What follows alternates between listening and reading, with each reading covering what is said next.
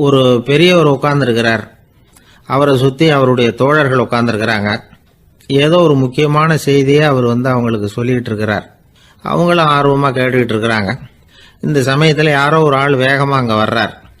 வர்ற வேகத்திலேயே எனக்கு ஏதாவது உதவி செய்யுங்க அப்படின்னு கேட்டுக்கிட்டே வர்றார். கேட்கறது உதவி, ஆனால் குரல் மிரட்டுறது மாதிரி இருக்குது, அதட்டி கேட்கறது மாதிரி இருக்குது. இதை கேட்டதும் அந்த பெரியவர் ஆத்திரப்படலை, ஆனால் அவரை சுற்றி இருந்தவங்க ஆத்திரப்பட்டாங்க. இதை பெரியவர் கவனித்தார்.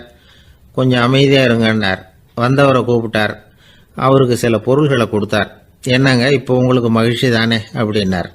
ஆ அப்படின்னு அலட்சியமாக அவர் சொல்கிறார். நான் உங்களை நல்ல முறையில் நடத்தினேன்னா அப்படின்னு கேட்குறாரு அவர் மறுபடியும். அதெல்லாம் ஒன்றும் இல்லை அப்படின்னு சொல்லி அவர் சொல்லிகிட்டு இருக்கிறாரு. குரலில் கடுமை குறையில. சுற்றி இருந்தவங்களால இதை பொறுத்துக்க முடியல. கோபத்தோடு அவரை நோக்கி நெருங்க ஆரம்பித்தாங்க. பெரியவர் அவங்களையெல்லாம் தடுத்து நிறுத்தினார். வந்தவரை வாங்க என்னோட அப்படின்னு சொல்லி அழைச்சிட்டு போனார். வீட்டுக்கு போனார். அங்கே போனதும் இன்னும் சில பொருள்களை எடுத்து அவர்கிட்ட கொடுத்தார். இப்போ திருப்தி தானே, நான் உங்ககிட்ட நல்ல முறையில் நடந்துக்கிட்டேனா அப்படின்னார். அவர் முகம் இப்போ தான் கொஞ்சம் மலர்ந்தது. ரொம்ப நன்றி, இறைவன் உங்கள் குடும்பத்துக்கு எல்லா நன்மைகளையும் செய்வான் அப்படின்னு சொன்னார். இதே வார்த்தைகளை என்னுடைய தோழர்கள்கிட்டே சொல்லிட்டீங்கன்னா அவங்க கோபம் தணிஞ்சிரும். வர முடியுமான்னார். கண்டிப்பாக வர்றேன் அப்படின்னாரு. மறுநாள் காலையில் அந்த இடத்துக்கு வந்தார். அதே மாதிரி சொல்லிவிட்டு அவர் போயிட்டார். தோழர்கள்லாம் ரொம்ப வியப்போடு பெரியவரை பார்த்தாங்க. அந்த பெரியவர் தான் நபிகள் நாயகம். அவர் சொன்னார், ஒருத்தன் ரொம்ப ஆசையாக ஒரு ஒட்டகத்தை வளர்த்துக்கிட்டு வந்தான். ஒரு நாள் அந்த ஒட்டகம் கயத்தை அறுத்துக்கிட்டு ஓடி போயிட்டுது. அக்கம் பக்கத்தில் இருக்கிறவங்கெல்லாம் அந்த ஒட்டகத்தை பிடிக்கிறதுக்கு முயற்சி பண்ணாங்க. அதை துரத்திக்கிட்டு ஓடினாங்க. ஒட்டகம் தாறுமாறாக ஓட ஆரம்பிச்சுது. இந்த சமயத்தில் ஒட்டகத்தை வளர்த்தவன் அங்கே ஓடி வந்தான். நீங்கள் அதை ஒன்றும் செய்ய வேணாம், விட்டுருங்க. அதோட சுபாவம் எனக்கு நல்லா தெரியும். அதை சுலபமாக என்னோட வழிக்கு கொண்டுகிட்டு வந்துட முடியும். நான் பார்த்துக்கிறேன், விட்டுருங்கோ அப்படின்னா. எல்லாரும் விலைக்கு போயிட்டாங்க. இவன் என்ன செஞ்சான் தெரியுமா? கொஞ்சம் புல்லை கையில் எடுத்துக்கிட்டு அந்த ஒட்டகத்தை நெருங்கினான். அவ்வளவுதான். அது ஓடி இவன் காலடியில் உட்காந்துக்கிட்டது. செல்லமாக அதை அப்படியே தடவி கொடுத்தான். முதுகில் ஏறி உட்காந்துக்கிட்டான். அது பாட்டுக்கு சாதுவாக நடந்து போகுது. இந்த கதையை நபிகள் நாயகம் தம்முடைய தோழர்களுக்கு சொல்கிறார். ஒட்டகத்தை மட்டும் இல்லை, சில மனிதர்களையும் கூட சில விதத்தில் அணுகிதான் அவர்களை சீர்திருத்த வேண்டியிருக்குது அப்படிங்கிறத அவங்களுக்கு உணர்த்தினார். இது ஒரு அழகான உளவியல் அணுகுமுறை. சில குடும்ப தலைவர்கள் கூட இந்த ஒட்டகம் மாதிரி நடந்துக்கிறது உண்டு. அப்புறம் அடங்கி போகிறதும் உண்டு. ஒரு குடும்ப தலைவர் காலையில் எழுந்திரிச்சதுலேருந்து சத்தம் போட்டு கத்திக்கிட்டு இருப்பார். பக்கத்தில் இருந்தவங்கெல்லாம் ஓடி போய் சமாதானம் பண்ணி பார்த்தாங்க. அவர் ஓயறது மாதிரி தெரியல. கடைசியில் அவர் மனைவி வந்தாங்க. நீங்கள் எல்லாம் விலகி போயிடுங்க, அவர் சுபாவம் எனக்கு தெரியும், நான் பார்த்துக்கிறேன் அப்படின்னாங்க. சரின்னு எல்லாரும் போயிட்டாங்க. சாயந்தரமாக பார்க்குறாங்க, அவர் சத்தம் இல்லாமல் ஒரு மூலையில் உட்காந்துருக்கிறார். ரொம்ப சாதுவா. ஆச்சரியமாக இருந்தது. என்னம்மா பண்ணீங்கன்னு கேட்டாங்க. அது ஒன்றும் இல்லைங்க, ஒரு வேளை சாப்பாட்டை நிறுத்தினேன், பட்னி போட்டேன், அவ்வளவுதான் அப்படின்னாங்க அந்த அம்மா. ஒருத்தர் ரொம்ப அவசரமாக போயிட்டு இருந்தார். எங்கே சார் போகிறீங்கன்னு கேட்டோம். எனக்கு வேண்டியப்பட்ட ஒருத்தருக்கு குழந்தை பிறந்திருக்கிறதாக செய்தி வந்திருக்கு, அதுதான் ஆஸ்பத்திரிக்கு போயிட்டுருக்கேன், பார்த்துட்டு வரலாம்னு அப்படின்னார். அப்படின்னா கொஞ்சம் இப்படி உட்காருங்க அப்படின்னோம். சில விவரமெல்லாம் சொல்கிறேன், கேட்டுக்கிட்டு போங்க அப்படின்னோம். உட்காந்தார். அப்புறம் சொல்ல ஆரம்பித்தோம். புதுசாக பிறந்திருக்கிற ஒரு குழந்தைய பார்க்க போகிறதுன்னா அது சாதாரண விஷயம் இல்லை. அதில் ரொம்பவும் கவனமாக நடந்துக்கணும். புது குழந்தைக்கு நோய் சுலபமாக தொற்றும். முக்கியமாக காற்று மூலமாக பரவுகிற நோய்கள் சுலபமாக வந்துடும். அதனால் நமக்கு உடம்பு சரியில்லைன்னா குழந்தைய விட்டு கொஞ்சம் தள்ளியே இருக்கிறது தான் நல்லது. பெரியவங்களை பொறுத்த வரைக்கும் சாதாரணமாக உள்ள ஒரு கிருமி கூட குழந்தைய பொறுத்த வரைக்கும் ரொம்ப மோசமான ஒரு கிருமியாக இருக்கும். சில வெளிநாடுகளில் எப்படி தெரியுமா, பிறந்த குழந்தை தூங்கிக்கிட்டு இருக்கிற ஒரு ரூமுக்கு போகணும்னா போகிறவங்க முகமூடி போட்டுக்கணும், காலணிகளை மாற்றிக்கணும், அவ்வளவு சுத்தமாக உள்ளே போய் பார்த்துட்டு வரணும். பொதுவாக சில ஆஸ்பத்திரிகளில் பார்த்தீங்கன்னா பார்வையாளர்கள் நேரத்தில் விசிட்டிங் ஹவர்ஸ் தாயை விட்டு குழந்தைய தனியாக பிரித்து வச்சுருவாங்க. எதுக்குன்னு நினைக்கிறீங்க? அந்த நேரம் பல பேர் வருவாங்க போவாங்க. அவங்க கை கால் சுத்தமாக இருக்காது. சுத்தம் இல்லாத கைகள் மூலமாக கிருமிகள் பரவும். சுத்தம் இல்லாத கைன்னா மண்ணு தூசி படிஞ்சிருக்கிற கை மட்டும் தான் அர்த்தம் இல்லை. சாலையில் கையை வீசிக்கிட்டு நடந்து வர்றீங்க, குழந்தைய பொறுத்த வரைக்கும் அது கூட சுத்தம் இல்லாத கை தான். தாயை தவிர மற்றவங்க குழந்தைய தூக்காமல் பார்த்துக்கிறது நல்லது. தாய் கூட அளவோட கொஞ்சிறதோட நிறுத்திக்கணும். புதுசாக ஒரு குழந்தைய பெற்றிருக்கிற பொண்ணுக்கிட்ட மற்ற தாய்மார்கள் ஏதாவது சொல்லிக்கிட்டே இருப்பாங்க. குழந்தைய அப்படி வளர்க்கணும் இப்படி வளர்க்கணும் அப்படின்னு ஏதாவது அட்வைஸ் பண்ணிக்கிட்டே இருப்பாங்க. இப்படி ஓவராக அறிவுரை பண்ணுறது அந்த பொண்ணை குழப்பி விட்டுரும். அதனால் அப்படிலாம் பண்ணக்கூடாது. அந்த பெண்ணே ஏதாவது கேட்டால் கூட டாக்டர் சொல்ல வேண்டிய விவரங்களை எல்லாம் நாமே சொல்லிக்கிட்டு இருக்கக்கூடாது. புதுசாக பிறந்திருக்கிற குழந்தைய மட்டும்தான் இப்படி பார்க்கணும்னு இல்லை. ஒரு நோயாளி குழந்தைய பார்க்க போகிறதுனா கூட ரொம்ப எச்சரிக்கையாக தான் நடந்துக்கணும். ஒரு தின்பண்டமோ விளையாட்டு சாமானோ அந்த குழந்தைக்கு நாம் வாங்கிட்டு போகிறதா வச்சுக்குவோம். அதை நேராக கொண்டுகிட்டு போய் அந்த குழந்தைகிட்டே கொடுக்கக்கூடாது. அதோட அப்பா அம்மா கிட்ட ரகசியமாக கொடுக்கலாம். அவங்க முடிவு பண்ணட்டும் குழந்தைகிட்ட அதை கொடுக்கலாமா வேண்டாமாங்கிறத. அவங்களுக்கு தான் தெரியும் அதோட மனசும் உடம்பும். உங்கள் அக்கறையை காட்டுறதா நினச்சிக்கிட்டு குழந்தை வாயில் எதையும் கொண்டுட்டு போய் போடாதீங்க. போகிறப்போ உங்கள் வீட்டு குழந்தையும் அழைச்சிட்டு போகாதீங்க. இது நோயை வாங்கிட்டு வந்துடும், அல்லது புதுசாக ஒரு நோயை அதுக்கிட்ட கொடுத்துட்டு வந்துடும். என்னதான் உங்களுக்கு பழக்கமான குழந்தையா இருந்தால் கூட அதுக்கு விருப்பம் இல்லைன்னா பேசக்கூடாது. அங்கே போய் அவங்க பள்ளிக்கூடத்தை ஞாபகப்படுத்திட்டு இருக்கக்கூடாது. நோயில் இருக்கிறப்ப ஸ்கூலை பற்றி பேச அது விரும்பாது. ஆஸ்பத்திரியை விட்டு வெளியில் புறப்படுறப்போ குழந்தைகிட்ட சொல்லணும்னு அவசியம் இல்லை. அதோட அப்பா அம்மா கிட்ட சொல்லிவிட்டு புறப்பட்டா போதும். குழந்தை கோபிச்சிக்காது. சமூக சம்பிரதாயத்தை பற்றி அது கவலைப்படுறதில்லை. இப்படி எல்லா விவரமும் நம்ம எதிரில் உட்காந்துருந்தவங்க கிட்ட சொல்லி முடித்தோம். ரொம்ப நன்றி சார் அப்படின்னு சொல்லிவிட்டு அவர் புறப்பட்டார். குழந்தைங்க கொஞ்சம் வளர்கிற வரைக்கும் தான் நாம் எச்சரிக்கையாக இருக்கணும்னு இல்லை, வளர்ந்த பிறகு இன்னும் எச்சரிக்கையாக இருக்கணும். ஒரு பையன் பள்ளிக்கூடத்துலேருந்து திரும்பி வீட்டுக்கு வந்தான். முகம் பூரா நகத்தால் கீறி இருந்தது. அப்பா பார்த்து பயந்துட்டார். யாருடா உன்னை இப்படி பண்ணுது அப்படின்னாரு. என் கூட படிக்கிற இன்னொரு பையன். நாளைக்கு உன் கூட பள்ளிக்கூடத்துக்கு வர்றேன், நீ எனக்கு அவனை அடையாளம் காட்ட முடியுமான்னார். அது ரொம்ப சுலபம் நான் பையன். எப்படின்னார் அப்பா. அவன் காதில் ஒன்று கையோடு எடுத்துகிட்டு வந்திருக்கிறேன், இதோ என் பையில தான் வச்சுருக்கேன் அப்படிங்கிறான் அந்த பையன். ஒரு பெரிய தத்துவ சிந்தனையாளர் இருந்தார், சுவாங்சு அப்படின்னு பேர். அவருடைய மனைவி ஒரு நாள் திடீர்னு காலமாயிட்டாங்க. ஐயோ பாவம், அவர் ரொம்ப வருத்தப்படுவார், போய் ஆறுதலாக 4 வார்த்தை பேசிவிட்டு வரலாம் அப்படின்னு நினச்சிக்கிட்டு நிறைய பேர் அவரை தேடிட்டு வந்தாங்களாம். வந்தவங்களுக்கு ஆச்சரியம், ஏன்னா இவர் வருத்தப்பட்டுக்கிட்டு இருப்பார் அப்படின்னு தானே எதிர்பார்த்தாங்க. அப்படி இல்லை, தாளம் போட்டுக்கிட்டு உட்காந்துருக்கிறார். தாளத்துக்கு தகுந்த மாதிரி பாட்டு வேற பாடிக்கிட்டு இருக்கிறார். என்ன மனுஷன் அவர், கொஞ்சம் கூட கவலை இல்லாமல் இப்படி இருக்கிறாரு அப்படின்னு நினச்சாங்க. ஒருத்தர் துணிஞ்சு அவர்கிட்ட கேட்டுவிட்டார், என்னங்க இது இப்படி அப்படின்னு. அதுக்கு அவர் என்ன சொன்னார் தெரியுமா? இதை பாருங்க, என்னுடைய மனைவி பிறக்கிறதுக்கு முன்னாடி அவளுக்கு உயிரும் கிடையாது உடலும் கிடையாது. அதுக்கு பிறகு தான் உயிர் வந்தது, உடல் வந்தது, அந்த உருவம் வந்தது. இப்போ என்ன ஆச்சு? அந்த உருவமும் உயிரும் போயிட்டுது, அவ்வளவுதானே. வந்தது போயிட்டுது. இளவேனில் காலம், இலையுதிர் காலம், பனிக்காலம், இப்படி பருவங்கள் மாறி மாறி வருது இல்லையா? அது மாதிரி பிறப்பும் இறப்பும் மாறி மாறி வருது. இது இயற்கை. இதுக்காக அழுதா அது எப்படி அப்படின்னாராம். ஞான தெளிவு அடைஞ்சவங்களுக்கு எல்லாமே சுகம்தான். திருவள்ளுவரும் அதை தான் சொல்கிறார், உறங்குவது போலும் சாக்காடு, உறங்கி விழிப்பது போலும் பிறப்பு. தூங்கிறதுக்கெல்லாம் நாம் வருத்தப்பட்டுக்கிட்ட இருக்கிறோமா? இன்றைக்கி தூங்க வேண்டியிருக்குதே, இன்னும் கொஞ்சம் நேரத்தில் நான் தூங்க வேண்டியிருக்கு அப்படின்னு சொல்லி யாராவது அழுதுகிட்டு இருப்பாங்களா? அதனால் இந்த உலக வாழ்க்கையினுடைய இயல்பை யதார்த்தத்தை நாம் தெளிவாக புரிஞ்சுக்கணும். அப்படி புரிஞ்சுக்கிட்டால் நாம் கவலை இல்லாமல் வாழ முடியும். ஒரு வயசான தாத்தா பாட்டி 60 வருஷத்துக்கு முன்னாடி அவங்களுக்கு கல்யாணம் ஆச்சு. ஒன்றாவே வாழ்ந்தாங்க, ஒன்றாவே இறந்து போனாங்க. இப்போ அவங்க 2 பேரும் சொர்க்கத்துக்கு போய் சேர்ந்தாங்க. அங்கே எல்லா வசதியும் இருந்தது. ஒரு பெரிய பங்களாவே இவங்களுக்கு ஒதுக்கி கொடுத்தாங்களாம். இதுக்கு எவ்வளவு வாடகைன்னு கேட்டார் தாத்தா. வாடகையெல்லாம் கிடையாது, இலவசம் அப்படின்னார் அங்கே இருந்தவர். அந்த வீட்டுக்கு பின்னாடி ஒரு பெரிய புல்வெளி இருந்தது. இதில் விளையாட ஏதாவது கட்டணம் உண்டான்னு கேட்டிருக்கார் தாத்தா. அதெல்லாம் ஒன்றும் கிடையாது, பணம்லாம் கட்ட வேண்டியதில்லை அப்படின்னார் அவர். பக்கத்தில் ஹோட்டல் மாதிரி ஒரு பெரிய கட்டடம், உள்ள சாப்பாட்டு மேஜைகள், அது மேலே விதவிதமான பலகாரங்கள். சாப்பாட்டுக்கெல்லாம் எவ்வளவு அப்படின்னு விசாரிச்சாராம் தாத்தா. அதுதான் சொன்னேனே, இங்கே எல்லாமே இலவசம்தான், எது வேணும்னாலும் சாப்பிட்லாம், எவ்வளவு வேணும்னாலும் சாப்பிட்லாம் அப்படின்னாராம். நீங்கள் சொல்கிறீங்க அப்படி, ஆனால் நான் சர்க்கரை சேர்த்துக்கக்கூடாது, உப்பு சேர்த்துக்கக்கூடாது, பாட்டி கையால் எப்பவும் பத்திய சாப்பாடு தான் அப்படின்னாராம் தாத்தா. இதை பாருங்கள், இங்கே உங்களுக்கு அந்த கவலையும் வேண்டியதில்லை.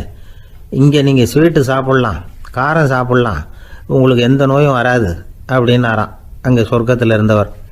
இதை கேட்ட உடனே அந்த தாத்தா பக்கத்தில் நின்ன பாட்டியை பார்த்து கத்தினாராம், அடி பாவி, எல்லாத்தையும் கெடுத்துட்டியே, நீ எனக்கு பத்திய சாப்பாடு போடாமல் கண்டதை திங்க விட்டுருந்தா 10 வருஷத்துக்கு முன்னாடியே நான் இங்கே வந்து சேர்ந்துருப்பேனே அப்படின்னாராம். ஒருத்தர் இருக்கார், நல்ல உத்தியோகத்தில் தான் இருக்கிறார். ஆனால் எப்போ பார்த்தாலும் முகத்தை வெறுப்பாக வச்சிருப்பார். அப்படியே வருவார் போவார். ஏன் சார் இப்படி இருக்கிறீங்க அப்படின்னு விசாரித்தோம். ஏன்டா இந்த வேலைக்கு வந்தோம்னு இருக்கு சார் அப்படின்னார். உங்கள் வேலை உங்களுக்கு பிடிக்கலையா அப்படின்னு கேட்டோம். இல்லைன்னார். இப்படிப்பட்டவங்க வெற்றிகரமான வாழ்க்கை வாழ முடியாது. இது நிபுணர்கள் கருத்து. வேலையை நேசிக்க தெரிந்தவர்கள் வெற்றி பெறுவார்கள் அப்படிங்கிறாங்க அவங்க. எந்த துறையாக இருந்தாலும் சரி, அந்த துறையில் வெற்றிகரமாக இருக்கிறவங்கள விசாரித்து பாருங்கள். எனக்கு என்னுடைய வேலை ரொம்ப பிடிக்கும் அப்படின்னு சொல்கிறவங்களாக தான் இருப்பாங்க. அப்படி இருந்தால் தான் அது வெற்றிகரமாக இருக்க முடியுது அவங்களால. ஒருத்தனுக்கு பிடித்தமான பொழுதுபோக்கே அவனுடைய தொழிலாக இருந்துட்டுதுன்னா அவனை மாதிரி கொடுத்து வச்சவன் வேற யாரும் இல்லை அப்படிங்கிறார் பெர்னாட் ஷா.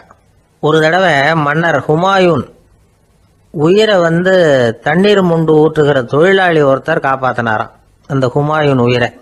உடனே மன்னர் கேட்டிருக்கார், உனக்கு என்ன வேணும்னாலும் கேளு தரேன், உயர் பதவி வேணுமா அப்படின்னு கேட்டாராம். மன்னா, மக்களின் தாகம் தீர்க்கக்கூடிய இந்த பணியை விட உயர்ந்தது உண்டா அப்படின்னாராம் அந்த தொழிலாளி. அவரால் அவருடைய வேலையை நேசிக்க முடிஞ்சுது, அதனால மகிழ்ச்சியா இருக்க முடிஞ்சுது. நாமெல்லாம் அப்படி இல்லை. வேலை கிடைக்கிற வரைக்கும் கிடைச்சா போதும் அப்படின்னு இருக்கோம். கிடைச்சதுக்கு அப்புறம் ஏன்டா இந்த வேலைக்கு வந்தோம்னு ரொம்பவும் அழுத்துக்குவோம். சரி, நாம் இருக்கிற இடத்துல நாம் வெற்றிகரமாக இருக்க வழி உண்டா அப்படின்னா உண்டுன்னு சொல்கிறாங்க. அதாவது மன இயல் நிபுணர்கள் இருக்கிறாங்க இல்லையா, அவங்க அதுக்கு முக்கியமாக 6 வழிகள் சொல்கிறாங்க. நீங்கள் ஒரு அலுவலகத்தில் வேலை பார்க்குறவரா அப்படின்னா இதை கேளுங்க. அதாவது உங்கள் மேலதிகாரி எதிர்பார்ப்புக்கு தகுந்த மாதிரி உங்கள் வேலை இருக்குதா? அப்படி இல்லைன்னா முதல்ல உங்கள் வேலையின் தரம் உயரணும். உங்களுக்கு மேலே கீழே வேலை பார்க்குற பணியாளர்கள்கிட்ட நல்ல விதமாக பழகுறீங்களா? அந்த உறவு முறையில் ஏதாவது குறை இருந்தால் அதை கண்டுபிடிச்சி சரி பண்ணுங்க. நம்பிக்கைக்கு உரியவர் அப்படின்னு நீங்கள் பேர் எடுக்கணும். நீங்கள் எடுக்கிற முடிவு நல்ல முடிவாக தான் இருக்கும் அப்படின்னு அடுத்தவங்க சொல்லணும். உங்கள் தோற்றத்துக்கு முக்கியத்துவம் கொடுங்க. இது மனம் உடல் ரெண்டும் சம்பந்தப்பட்டது. அதனால மனசையும் ஆரோக்கியமாக வச்சிருக்கணும், உடம்பையும் ஆரோக்கியமாக வச்சிருக்கணும். உங்களுடைய நிர்வாகம் செயல்படுற விதத்தை நல்லா புரிஞ்சு வச்சுக்கணும். உங்களுடைய நிர்வாகம் இப்போ ஒரு காரியம் செய்யுதுன்னு வச்சுங்க, ஏன் அப்படி செய்யுது, எதுக்காக அப்படி செய்யுது, அதனுடைய குறிக்கோள் என்ன, அது நீடிக்கிறதுக்கு காரணம் என்ன, இதையெல்லாம் தெரிஞ்சுக்கணும். சிரிப்புக்கு வஞ்சகம் பண்ணக்கூடாது, நல்லா சிரிக்கணும், அப்போ தான் அது திரும்ப கிடைக்கும். கடந்த கால தோல்வியை பற்றி கவலைப்படக்கூடாது. முதலாளி விருப்பம் தெரிஞ்சு நடந்துக்கிறது நல்லது தான். அதுக்காக காக்கா பிடிக்கணுங்கிற அவசியம் இல்லை. உங்களுக்கு ஒரு பொறுப்பான வேலை கிடைக்குது, உடனே சத்தம் குழப்பம் அப்படின்னு சூழ்நிலையை இறுக்கமாக ஆக்கிடக்கூடாது. எந்த சூழலையும் இயல்பாக கையாளக்கூடியவர் அப்படிங்கிறத காட்டணும். இதெல்லாம் உங்கள் துறையில் நீங்கள் வெற்றி பெற நிபுணர்கள் சொல்கிற யோசனைகள். இவ்வளவு விவரமும் சொல்லிவிட்டு ஒருத்தரை பார்த்து கேட்டோம், இப்போ சொல்லுங்க, நீங்கள் செய்கிற வேலை உங்களுக்கு பிடிச்சிருக்குதா அப்படின்னோம். ரொம்ப ரொம்ப பிடிச்சிருக்குது அப்படின்னார். சரி, என்ன செஞ்சிட்டு இருக்கிறீங்க அப்படின்னு கேட்டோம். சும்மா தான் இருக்கிறேன் அப்படின்னார் அவர். அள்ள அள்ள குறையாதது அட்சய பாத்திரம், அது நமக்கு தெரியும், கேள்விப்பட்டிருக்கிறோம். ஆனால் போட போட நிரம்பாத ஒரு பாத்திரம் உண்டு. அது என்ன தெரியுமா? நம்மள பல பேர்கிட்ட அந்த பாத்திரம் உண்டு. அதுதான் பேராசை அப்படிங்கிற பாத்திரம். அதை நிறைவு செய்யவே முடியாது. பேராசையை பற்றி சுஃபி இலக்கியத்தில் ஒரு பிரபலமான கதை உண்டாம். அதை ஒரு பெரியவர் எடுத்து சொல்லியிருக்கிறார். ஒரு மன்னர் நகர்வலம் போயிட்டு இருக்கார்.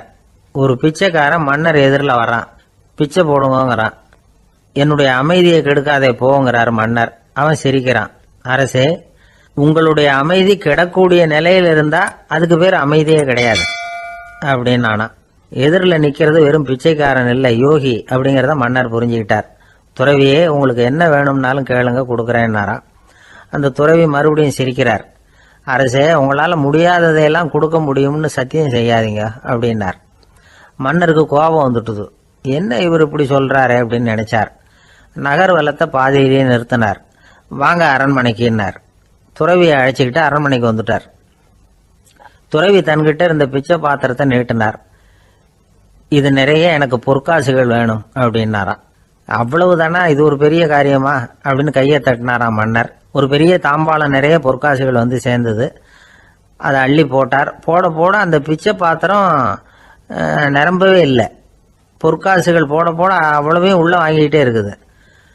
அரசாங்க கஜானாவே காலி ஆகிட்டுது. மூட்டை மூட்டையாக பொற்காசுகளை கொட்டி பார்த்துட்டாங்க. அது முழுங்கிக்கிட்டே இருக்குது. கடைசி வரைக்கும் அந்த பிச்சை பாத்திரம் நிரம்பவே இல்லை. அரசர்கிட்ட இருந்த கர்வம் போயிட்டுது. அப்படியே பொத்துன்னு துறவி காலில் விழுந்தார். அப்போ அந்த துறவி சொன்னாராம், மன்னா, இந்த பிச்சை பாத்திரத்தை உங்களால் மட்டும் இல்லை, வேற யாராலையும் நிரப்ப முடியாது. அதுக்கு என்ன காரணம்னா, இது சாதாரண பிச்சை பாத்திரம் இல்லை, பேராசைகளோட வாழ்ந்து செத்து போன ஒரு மனிதனின் மண்டை ஓடுது அப்படின்னாராம். பாருங்க, இதுதான் அந்த சுஃபி இலக்கிய கதை. செத்த பிறகும் நிறைவு இல்லைன்னா அது எப்பேற்பட்ட பேராசையா இருக்கும்னு யோசிச்சு பார்த்துங்க. நம்மால் ஒருத்தர் கல்யாணம் பண்ணிக்க பொண்ணு பார்த்துக்கிட்டு இருந்தார். அழகு, அறிவு, படிப்பு எதுவும் தேவையில்லை, பணம் மட்டும் இருந்தா போதும் அப்படின்னு பார்க்குறவங்க கிட்ட எல்லாம் சொல்லி வச்சார். ரொம்ப நாளைக்கு அப்புறம் ஒரு பணக்காரர் கிடைச்சார். அவர் சொன்னார், இதை பாருங்க, எனக்கு 20 வயசுல ஒரு மகள், அவளை நீங்க கல்யாணம் பண்ணிக்கிட்டா 2 லட்சம் பணம் கொடுப்பேன். 25 வயசுல ஒரு பொண்ணு, அவளை கல்யாணம் பண்ணிக்கிட்டா 2.5 லட்சம் தருவேன். 30 வயசுல ஒரு பொண்ணு இருக்கா, அவளை கல்யாணம் பண்ணிக்கிட்டா 3 லட்சம் தருவேன். என்ன சொல்ற அப்படின்னாராம். இவன் கொஞ்ச நேரம் யோசிச்சு பார்த்துருக்கான். அதுக்கப்புறம் மெதுவா அவரை நிமிர்ந்து பார்த்து, ஏன் சார், உங்ககிட்ட 50 வயசுல ஏதாவது பொண்ணு இருக்கா அப்படின்னு கேட்டானா. நாட்டில் நல்லவங்க ஒருத்தர் 2 பேர் இருக்கிறதுனால தாங்க மழையே பெய்யுது அப்படின்னு சொல்றது உண்டு. நல்லார் ஒருவர் உளரேல் அவர் பொருட்டு எல்லாருக்கும் பெய்யும் மழை. சில சமயம் ரொம்ப பேர் திடீர்னு நல்லவங்களாகிடுவாங்க போல இருக்கு. அதனால தான் விடாமல் பேய் மழையாக கொட்டி தீர்த்துடுது. எல்லாரும் நல்லவங்களாகிட்டா உலகமே தாங்காது போல இருக்க. அப்பப்போ ஒருத்தர் 2 பேர் நல்லவங்களாகணும், அப்போ தான் சீராக மழை பெய்யும். மாதத்துக்கு 3 பேர் நல்லவங்களானா மாதம் மும்மாரி பொழியும். இதெல்லாம் வேடிக்கை பேச்சு. இப்போ இதெல்லாம் ஒரு பக்கம் இருக்கட்டும். இப்போ விஷயத்துக்கு வருவோம். ஒரு கும்பலில் நல்லவன் யார் அப்படிங்கிறத எப்படி கண்டுபிடிக்கிறது? இதுக்கு ஒரு வேடிக்கை கதை உண்டு. என்னுடைய நண்பர் ஒருத்தருக்கு அவங்க பாட்டியம்மா சொன்ன கதையும் அது. அது என்ன கதைன்னா, ஒரு ஊரில் ஒரு சமயம் பலமான மழை பெய்ய ஆரம்பிச்சுட்டு தான். இடி மின்னல் ரொம்ப கடுமையாக இருந்திருக்குது. ஆரம்பித்த மழை வர வர கடுமையாக ஆகிட்டு இருக்குதே தவிர நிற்கிற பாடா தெரியல. ஊர் ஜனங்கள்லாம் பார்த்தாங்க. இதுக்கு மேலேயும் வீட்டுக்குள்ளே இருந்தால் ஆபத்துங்கிறத புரிஞ்சுக்கிட்டாங்க. ஏன்னா வீடெல்லாம் இடிஞ்சி விழுந்துருமோங்கிற பயம். உடனே எல்லாரும் புறப்பட்டு ஊருக்கு பொதுவாக இருந்த ஒரு மண்டபத்தில் போய் தங்கிக்கிட்டாங்க. மின்னல் கடுமையாக இருந்தது. இடி எந்த நேரத்துலையும் விழலாம்ங்கிற நிலைமை. எப்போ விழலாம்னு பார்த்துக்கிட்டு இருக்குது. அந்த மண்டபத்தில் இருந்த ஜனங்கள் மனசுக்குள்ள ஒரு பயம். நம்ம கூட்டத்தில் யாராவது ஒரு கெட்டவன் பாவம் பண்ணவன் இருந்தால் கூட இடி இந்த மண்டபத்தில் விழுந்துரும், அது எல்லாருக்கும் ஆபத்து அப்படின்னு நினச்சாங்க. சரி, இதுக்கு என்ன பண்ணலாம் அப்படின்னு யோசனை பண்ணாங்க. அந்த கூட்டத்தில் ஒரு பெரியவர் இருந்தார். அவர் ஒரு யோசனை சொன்னார். இதை பாருங்க, அதுக்கு ஒரு வழி இருக்குது. அதோ எதிர்த்தாப்புல கொஞ்சம் தூரத்தில் ஒரு உயரமாக மரம் ஒன்று இருக்குது பாருங்க. பொதுவாக இடி சுலபமாக விழறது அது மாதிரி உயரமான மரத்தில் தான். நம்ம கூட்டத்தில் இருக்கிறவங்க எல்லாரும் ஒவ்வொருத்தராக போய் அந்த மரத்தை தொட்டு விட்டு திரும்பி வந்துடணும். நம்மள பாவம் பண்ணவன் யாரோ அவன் அந்த மரத்தை தொடுற சமயத்தில் இடி விழுந்துடும், அவன் மட்டும் போயிடுவான். மண்டபத்தில் இருக்கிற நாமெல்லாம் பொழைச்சிக்கலாம் அப்படின்னு ஐடியா கொடுத்தார் அந்த பெரியவர். இது நல்ல யோசனையாக பட்டது. எல்லாரும் ஒத்துக்கிட்டாங்க. ஒவ்வொருத்தராக போய் அந்த மரத்தை தொட்டு விட்டு திரும்பி வந்தாங்க. இடி எதுவும் விழலை. இன்னமும் பாவம் பண்ண ஆசாமி அதை போய் தொடலை போல இருக்கு அப்படின்னு நினச்சிக்கிட்டாங்க. ஒவ்வொருத்தராக போகிறாங்க. எல்லாரும் போய் தொட்டுவிட்டு வந்தாச்சு. இன்னும் ஒரே ஒரு ஆசாமி தான் பாக்கி. கடைசியாக இருந்த அந்த ஆள் பயந்துட்டான். இது வரைக்கும் இடி விழலைன்னா இப்போ என்ன அர்த்தம்? இப்போ நாம தான் பாக்கி, நாம தான் தப்பு பண்ண ஆள் போல இருக்கு அப்படின்னு நினச்சிட்டான். அதனால் துணிச்சலாக போய் தொடுறதுக்கு பயந்தான். தயங்கிக்கிட்டே இருந்தான். இருந்தாலும் மற்றவங்கள்லாம் சும்மா இருப்பாங்களா? கட்டாயப்படுத்தி கழுத்தை பிடிச்சி தள்ளாத குறையா அவனை தள்ளி விட்டாங்க. போய் தொட்டுட்டு வாடான்னு. அவன் நடுங்கிட்டே போய் அந்த மரத்தை தொட்டான். அதே வினாடி ஒரு பயங்கரமான மின்னல் இடி விழுந்துட்டுது. எங்கே விழுந்தது தெரியுமா? அந்த ஆள் மேலே இல்லை, மண்டபத்தில் விழுந்தது. மண்டபத்தில் இருந்தவங்க பூரா காலி. அந்த ஒரு ஆள் மட்டும் புழைச்சிக்கிட்டான். இந்த ஒரு ஆளை காப்பாற்றுறதுக்காக தான் இடி மண்டபத்தில் விழாமல் இருந்திருக்குது. இதுதான் கதை. அதனால் நல்லவங்க எப்படியும் தப்பிச்சுக்குவாங்க அப்படிங்கிறது ஒரு நீதி. ஒருத்தன் அப்படி தான் தெருவில் நடந்து போய்கிட்டு இருந்தான், ரொம்ப நல்லவன். எதிரில் ஒருத்தன் சைக்கிளில் வந்துக்கிட்டு இருந்தான். அதில் மோதி இவன் கீழே விழுந்துட்டான். சைக்கிள்காரன் உடனே இறங்கி இவனை தூக்கி விட்டான். இவன் எழுந்திரிச்சு அவனை முறைச்சி பார்த்தான். அப்படி பார்க்காதீங்க சார், நீங்கள் ரொம்ப புண்ணியம் பண்ணியிருக்கீங்க, அதுதான் இப்போ சைக்கிளில் மோதிக்கிட்டீங்க அப்படின்றான். என்ன அப்படி சொல்கிறேன் நான் இவன், 10 நிமிஷத்துக்கு முன்னாடி நான் லாரி ஓட்டிகிட்டு வந்தேன், அப்போ நீங்கள் எதிரில் வந்திருந்தீங்கன்னா என்ன ஆயிருக்கும் அப்படின்னானா அவன். ஒரு பெரிய அரசன் இந்த உலகம் பூராவையும் ஆண்டுகிட்டு இருந்தான். ரொம்ப காலம் அப்படி அரசாட்சி பண்ணிகிட்டு இருந்தான். திடீர்னு அவனுக்கும் சில எதிரிகள் முளைச்சாங்க. அவங்கெல்லாம் ஒன்று சேர்ந்து இவனை தோற்கடிச்சுட்டாங்க. தோற்று போனதும் இவனுக்கு பயம் வந்துட்டுது, எங்கே எதிரிகள் நம்ம கொண்டுடுவாங்களோ அப்படின்னு. வெளியில் வந்தால் தனக்கு ஆபத்துன்னு பயந்துக்கிட்டு யாருக்கும் தெரியாமல் ஒரு குகைக்குள்ளே போய் பதுங்கி கிடக்கிறான். நிலைமையை பாருங்கள். முதல் நாள் அரண்மனையில் அதிகாரம் பண்ணிக்கிட்டு இருந்தவன் மறுநாள் குகையில் பயந்து போய் பதுங்கி கிடக்கிறான். ராத்திரி நேரம் வந்தது, பசி வயத்தை கிள்ளுது, பிச்சை எடுத்து சாப்பிட வேண்டிய நிலைமை. பிச்சை எடுக்கிறதுக்கு பாத்திரம் வேணுமே, என்ன பண்ணுறது அப்படின்னு அங்கேயும் இங்கேயும் பார்க்குறான். ஒரு மூலையில் யாரோ விட்டுட்டு போன ஒரு ஓடு கிடக்குது. அதை எடுத்துக்கிட்டு புறப்பட்டான். இருட்டில் வழி புரியல. ஏதோ ஒரு யூகத்தில் காலை மெதுவாக எடுத்து வச்சு நடந்து போயிட்டுருக்கிறான். வழியில் ஒரு கருப்பு நாய் படுத்து கிடந்தது. இருட்டில் அவன் இது கண்ணுக்கு சரியாக தெரியல. அவனுக்கு தவறி போய் காலை வச்சுட்டான் அது மேலே. நாய் சும்மா இருக்குமா, வள்ளுன்னு விழுந்து கடிச்சு விட்டுது. காலை பார்க்குறான், காலத்தையும் நினச்சி பார்க்குறான். அரண்மனையில் வீரக்கழல் அணிந்த காலை உடைய மன்னா அப்படின்னு புகழ்வாங்களே புலவர்கள்லாம். ஆனால் அது இன்றைக்கி நாய் கடித்த காலம் ஆகிட்டுதே அப்படின்னு நினைக்கிறான். அது மட்டும் இல்லை, முன்னாடியெல்லாம் பொற்கிண்ணங்களில் தான் அவன் சாப்பிடுவான். ஆனால் இப்போது உடஞ்சி போன ஓட்டு, அது ஓட்டை கையில் வச்சுக்கிட்டு நிற்கிறான். அதில் யாராவது சாப்பாடு போடுவாங்களான்னு. முன்னாடியெல்லாம் நிறைய பேர் அரண்மனைக்கு வருவாங்க. அரசருக்கு காணிக்கைன்னு சொல்லி இவன் காலடியில் கொண்டாந்து கொட்டுவாங்க.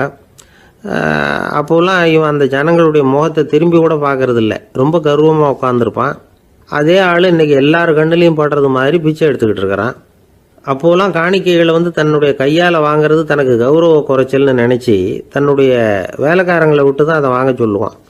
இப்போ பார்த்திங்கன்னா அவனே தன் கையாலேயே பிச்சை வாங்குறான். நினச்சி பாருங்கள், அந்த மனுஷன் நாள் அரசன், மறுநாள் பிச்சைக்காரன். எவ்வளோ வித்தியாசம்! செல்வம் தான் இப்படி ஒரு வித்தியாசம் ஏற்படுறதுக்கு காரணம். அப்படிப்பட்ட செல்வம் வாழ்க்கையை நடத்துறதுக்கு நமக்கு தேவை தான். ஆனால் அதையே நாம் அடைய வேண்டிய பயனாக நினைக்கிறோம் பாருங்கள், அதுதான் வேடிக்கை. இதை நம்மாழ்வார் அழகாக ஒரு பாசுரத்தில் சொல்கிறார். ஒரு நாயகமாய் ஓட உலகுடன் ஆண்டவர், கருணாய் கவர்ந்த காலர், சிதைகிய பானையர், பெருநாடு காண இம்மையிலே பிச்சைதாம் கொள்வர், திருநாரணன் தாழ் காலம் பெற சிந்தித்து உய்மினோ அப்படிங்கிறார் நம்மாழ்வார். ஒரு பெரிய பணக்காரர் ஒரு துறவிகிட்ட போய், சாமி என்கிட்ட நிறைய பணம் இருக்குது, இருந்தாலும் நிம்மதி இல்லை, என்னால் நிம்மதியாக இருக்க முடியல, என்ன காரணம்னு கேட்டாராம். உடனே அந்த துறவி இதுக்கு நேரடியாக பதில் சொல்லாமல் பக்கத்தில் நின்றுக்கிட்டு இருந்த ஒரு குழந்தைய கூப்பிட்டார். அது ஓடியாந்தது. ஒரு ஆப்பிள் பழத்தை எடுத்து அது கையில் கொடுத்தார். அதை வாங்கிக்கிட்டு குழந்தை சிரிச்சுது. இன்னொரு பழத்தை எடுத்து கொடுத்தார். அதை இன்னொரு கையில் வாங்கிட்டு சிரிச்சுது. 3வது ஆப்பிள் எடுத்து கொடுத்தார். 2 பழத்தையும் நெஞ்சில் அணைச்சிக்கிட்டு 3வது பழத்தையும் வாங்கிறதுக்கு முயற்சி பண்ணிச்சு. ஆனால் அது உடனே நழுவி கீழே விழுந்து உருண்டு ஓடிச்சு. ஏற்கனவே இருந்ததும் விழுந்துட்டுது. இப்போ அந்த குழந்தை அழ ஆரம்பிச்சுட்டுது. இப்போ அந்த துறவி பணக்காரர்கிட்ட சொன்னாராம், குழந்தைய கவனிச்சியா, 2 ஆப்பிள் போதும்னு அது நினச்சிருந்தா இப்போ அது அழ வேண்டிய அவசியம் வந்திருக்குமா அப்படின்னாராம். எதுவுமே அளவுக்கு மிஞ்சினா துன்பந்தான். இந்த காலத்தில் இதெல்லாம் யார் காதில் வாங்குறாங்க? ஒருத்தனை நல்ல வழிக்கு கொண்டு வரணும்னு நினச்சி அவனை கூப்பிட்டு உட்கார வச்சு இந்த கதையை சொல்லிகிட்டு இருந்தாங்க. சொல்லிவிட்டு அந்த குழந்தை செஞ்சது தப்பு தானே அப்படின்னு கேட்டிருக்கிறாங்க. ஆமாம், தப்பு தான், நானாக இருந்தால் அப்படி செஞ்சுருக்க மாட்டேன் நானா இவன். 2 பழமே போதும்னு சொல்லியிருப்பியா அப்படின்னு கேட்டிருக்காங்க. அப்படி இல்லைங்க, அவர் கொடுக்க கொடுக்க ஒவ்வொரு பழமாக வாங்கி பின்னாடி வச்சுட்டு மறுபடியும் கையை நீட்டுவேன் அப்படிங்கிறானா. இவெல்லாம் எந்த காலத்தில் திருந்துறது? ஒரு நாள் ஒரு 10-15 பள்ளிக்கூடத்து பிள்ளைங்க தேடிட்டு வந்தாங்க. உங்களை பார்த்துட்டு தான் போகணும், அதுக்காக தான் வந்திருக்கோம்னாங்க. என்ன விஷயம்னு கேட்டோம். நாங்கள்லாம் கூடி ஒரு முடிவு பண்ணியிருக்கிறோம், அதை உங்ககிட்ட சொல்லணும் அப்படின்னாங்க.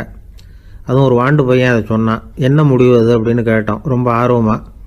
அதை இப்போ சொல்ல மாட்டோம், எங்களுக்கு பிடிக்கிற மாதிரி ஏதாவது ஒரு தகவல் சொன்னால் அதுக்கப்புறம் நாங்கள் அதை சொல்கிறோம் அப்படின்னா அந்த வாண்டு பையன். சரி, சின்ன பையன்கிட்ட இன்றைக்கி வசமாக மாட்டிக்கிட்டோம் அப்படின்னு நினச்சிக்கிட்டு அவங்களுக்கு தகுந்த மாதிரி ஒரு கதை சொல்ல ஆரம்பித்தோம். அது என்ன கதைன்னா, ஒரு பெரிய காடு, அதில் பலவிதமான மிருகங்கள். அந்த காட்டுக்கு ஒரு சிங்கம் தான் ராஜா. எப்பவும் காட்டுக்கு அது தானே ராஜா. ஒரு பெரிய யானைக்கு இது பொறுக்கலை. என்ன இது, எப்போ பார்த்தாலும் இங்கே சிங்கத்துக்கே ராஜா பதவி கிடைக்குது, நான்லாம் எவ்வளவு பலசாலியாக இருக்கிறேன், அப்படி இருந்தும் எனக்கு அந்த பதவி கிடைக்கலையே அப்படின்னு தனக்குள்ளே பொறுமிக்கிட்டே இருந்தது. ராஜா பதவியை நினச்சி ரொம்ப ஏக்கம், அதுக்கு பதவி மோகம். இந்த சமயம் பார்த்து ஒரு குள்ள நரி கூட்டம் அதை தேடிட்டு வந்தது. ஐயா பெரியவங்களே, நீங்கள் இந்த காட்டுக்கு ராஜாவாக இருக்க ஆசைப்படுறீங்க, அதில் ஒன்றும் தப்பு இல்லை. ஆனால் அதுக்கு முன்னாடி நீங்கள் எங்கள் கூட்டத்துக்கு கொஞ்ச நாள் தலைவராக இருங்க, அதாவது ராஜாவாக இருங்களேன், உங்களுக்கும் ஒரு ட்ரைனிங் கிடைச்சது மாதிரி இருக்கும் அப்படின்னு சொல்லியிருக்குது இந்த கூட்டம், குள்ள நெறி கூட்டம். இதை கேட்ட உடனே யானைக்கு ரொம்ப சந்தோஷம் தாங்கலை. அதுதான் எப்போன்னு பதவிக்காக காத்துக்கிட்டு இருக்குதே. இருந்தாலும் கொஞ்சம் பிகுவோட, சரி நீங்கள்லாம் இவ்வளோ தூரம் என்னை தேடிட்டு வந்து கேட்கறதுனால மறுக்க முடியல அப்படின்னு ரொம்ப ஏதோ அவளுக்கு சிரமப்பட்டு ஒத்துக்கிறது மாதிரி ஒத்துக்கிட்டது. ஏதோ உங்கள் ஆசைக்கு கட்டுப்படுறேன், கொஞ்ச நாள் உங்கள் கூட்டத்துக்கு ராஜாவாக இருக்கிறதுக்கு சம்மதிக்கிறேன் அப்படின்னுது. உடனே அந்த யானை ராஜ நட போட ஆரம்பிச்சிட்டுது. யானை சாதாரணமாக நடந்தாவே எப்படி இருக்குங்கிறது நமக்கு தெரியும். அதுவே ராஜ நடந்தால் எப்படி இருக்கும் கற்பனை பண்ணி பாருங்கள். யானை முன்னாடி கம்பீரமாக போய்கிட்டு இருக்குது, தலைவர் இல்லையா, அதனால் குள்ள நரிகள்லாம் ரொம்ப அடக்கமாக அது பின்னாடி அணிவகுத்து போயிட்டு இருக்குது. ராஜா வாழ்க, மன்னர் வாழ்க அப்படின்னு கோஷம் வேற. யானைக்கு தலைகால புரியல, அவ்வளவு சந்தோஷம். அந்த யானைக்கு செருக்கு ஆணவம் எல்லாம் ஏற்பட்டு போச்சு. அதுக்கப்புறம் அது தரையை பார்க்குமா, நிமிர்ந்து நடக்க ஆரம்பிச்சுட்டுது. தரையை பார்க்குறதே இல்லை. அப்படி போயிட்டுருக்கிறப்போ ஒரு சதுப்பு நிலத்தில் திடீர்னு காலை வச்சுட்டுது. அவ்வளவுதான், கால் உள்ளே போயிட்டுது. இன்னொரு காலை எடுத்து வச்சுது, அதுவும் உள்ளே போயிட்டுது. அந்த 2 காலையும் எடுக்கிறதுக்காக அடுத்த 2 காலையும் அழுத்திச்சு, அதுவும் உள்ளே போக ஆரம்பிச்சுட்டுது. இப்போ 4 காலம் வசமாக சேத்துல அழுந்தி போச்சு, எடுக்க முடியல. குள்ள நரிகள்லாம் அதை சுற்றி வந்தது. சிலது சுற்றி நின்று டான்ஸ் ஆட ஆரம்பிச்சுட்டுது யானையை பார்த்துட்டு. இதை யானை பார்த்தது. என்ன இது, தலைவர் நான் தவிச்சுக்கிட்டு இருக்கிறேன், தொண்டர்கள்லாம் சுற்றி நின்று வேடிக்கை பார்த்துக்கிட்டு இருக்கிறீங்க, டான்ஸ் ஆடுறீங்க அப்படின்னு கேட்டுதான். தொண்டர்களே, தலைவர் நான் தவிச்சுக்கிட்டு இருக்கிறது உங்களுக்கு தெரியலையா? இப்போ உடனே உங்கள் தலைவரை காப்பாற்ற வேண்டியது உங்கள் கடமை இல்லையா அப்படின்னு கத்துச்சான் அந்த யானை. குள்ள நரிகளில் ஒன்று முன்னாடி நின்று அந்த யானையை பார்த்து தான், தலைவரே எங்களுக்கு ரொம்ப நாளாக ஒரு ஆசை, அந்த ஆசையை நிறைவேற்றிக்கிறதுக்காகத்தான் உங்களை எங்கள் தலைவராக ஏற்றுக்கிறோம்னு சொன்னோம் அப்படின்னு தான். என்ன ஆசைன்னு கேட்டிருக்கு யானை. யானை கறி சாப்பிட்டு பார்க்கணுங்கிறது எங்களுக்கு ரொம்ப நாளாக ஆசை, அது இன்றைக்கி தான் நிறைவேற போகுது அப்படின்னு தான் அந்த நரி. இதை கேட்ட உடனே அந்த யானை அப்படியே மூர்ச்சி ஆகிட்டு தான். நரிகள்லாம் அது மேலே ஏறி குதற ஆரம்பிச்சுட்டு தான். பதவி மேலே இருந்த பேராசை அந்த பலசாலியான யானையையே மாட்டி விட்டுட்டுது பார்த்தீங்களா அப்படின்னு சொல்லி முடித்தோம் இந்த கதையை அந்த சின்ன பிள்ளைங்க கிட்ட. சரிங்க, இப்போ நாங்கள் உங்களை தேடி வந்த விஷயம் என்னங்கிறத சொல்லவா அப்படின்னா ஒரு வாண்டு பையன். சீக்கிரம் சொல்லு தம்பி, சஸ்பென்ஸ் தாங்கலை அப்படின்னோம். அவன் மெதுவாக எங்களை பார்த்து சொல்கிறான், எங்களுக்கு கொஞ்ச நாள் நீங்கள் தலைவராக இருந்தால் தேவலை அப்படின்னா. தேசத்து மேலேயும் தாய்மொழி பேர்லையும் செலுத்துகிற அன்புக்கு அபிமானம்னு பேர், தேசாபிமானம்னு சொல்கிறோமே இதுதான். ஒரு கணவன் மனைவி பேரில் காட்டுற அன்புக்கு காதல்னு பேர், கடவுள் பேரில் செலுத்துகிற அன்புக்கு பக்தின்னு பேர். இப்படி அன்புல பல ரகம் இருக்கிறப்போ அதில் உள்ள வித்தியாசம் தெரியாமல் இடம் மாற்றி அன்பு காட்டினா இடைஞ்சல் தான். சரி, இந்த அன்பை பற்றி விஞ்ஞானம் என்ன சொல்லுது தெரியுமா? இதயத்தை பாதுகாக்கிறதுக்கு முக்கியமாக தேவைப்படுற ஒன்று இந்த அன்பு தான்னு சொல்லுது. நெதர்லாந்து விஞ்ஞானிகள் இதை ஆராய்ச்சி பண்ணியே கண்டுபிடிச்சிருக்கிறாங்க. கொஞ்சம் முயல் குட்டிகளை 2 பிரிவாக பிரித்தாங்க. 2 குரூப்புக்கும் கொழுப்பு அதிகமாக உள்ள ஆகாரத்தையே கொடுத்துக்கிட்டு வந்தாங்க. ஆனால் ஒரு குரூப்புக்கு வெறுமன ஆகாரத்தை கொடுத்ததோட சரி, இன்னொரு குரூப் முயல்களுக்கு ஆகாரம் கொடுத்ததோடு நிறுத்திக்கல. அதுக்கு முன்னாடி கூண்டுகளை திறந்து விட்டு முயல்களை கொஞ்ச நேரம் எடுத்து கொஞ்சி விட்டு அதுக்கப்புறமா ஆகாரம் கொடுத்தாராம் ஆராய்ச்சியாளர். இந்த குரூப்புக்கு இதய பாதிப்பு 60% குறைச்சலா இருந்துதான். சில நோயாளிகளுக்கு ஹார்ட் அட்டாக் வந்தாலும் அதை தாங்கிக்கிட்டு குணமாகிற சக்தி அதிகமா இருக்குது. இது எப்படின்னு ஆராய்ச்சி பண்ணி பார்த்துருக்கிறாங்க. அவங்கெல்லாம் மனைவி தன் பேர்ல ரொம்ப அன்பா இருக்கிறதாக நினைக்கிறவங்களா இருக்கிறாங்களாம். இதய நோயாளிகள் பல பேரை சந்திச்சு இதய நோய் ஏற்பட என்ன காரணம்னு கேட்டிருக்கிறாங்க. அவங்க சொன்ன காரணம்லாம் சாப்பாடு சம்பந்தமா இல்லையா, மனைவி அன்பா இல்ல, இப்படிப்பட்ட காரணத்தை தான் சொல்றாங்களாம். அதனால இதயத்தை பாதுகாக்கணும்னு நினைக்கிறவங்க அடுத்தவங்க அன்பா இருக்கிறது மாதிரி பாத்துக்குங்க, அதுதான் முக்கியம். ஒருத்தர் முகம் பூரா பிளாஸ்டரி போட்டுட்டு வந்தார், ரொம்ப கோபமா. என்னங்க ஆச்சுன்னு விசாரிச்சேன். எல்லாம் உங்களால தான் சார்னார். விவரமா சொல்லுங்களேன். என்ன உங்க தகவலை கேட்டுட்டு ஒரு பூனைக்குட்டியை கையில எடுத்தேன், அன்பா அதை தடவி கொடுக்கறதுக்காக. ஆனா அது முந்திக்கிட்டது. அது என் முகத்தை தடவி கொடுத்துட்டுது. முகம் பூரா நகை கீறல். அதுதான் இப்படி அப்படின்னார்.